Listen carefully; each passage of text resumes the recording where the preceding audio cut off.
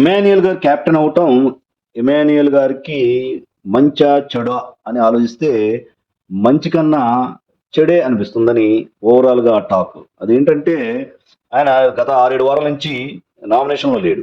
So ఇప్పుడు captain అయ్యాడు. So next week కూడా అతన్ని ఎవరు నామినేట్ చేయడానికి అవకాశం లేదు.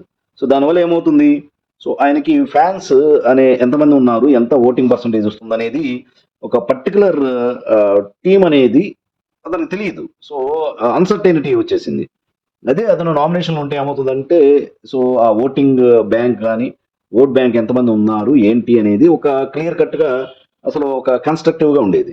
సో ఎప్పుడైతే ఆయన నామినేషన్లో లేకపోవడం వల్ల సహజంగా ఆడియన్స్ ఏంటంటే తనూజ గారికి, సంజన గారికి, కళ్యాణ్ గారికి, రీతు గారి, సో ఎవరెవరికి, సుమన్ శెట్టి గారికి, సో అలా విడిపోయి ఎవరి ఓట్ బ్యాంక్ వాళ్ళకి సెటిల్ అయిపోయి ఉన్నారు ఆడియన్స్ అంతా.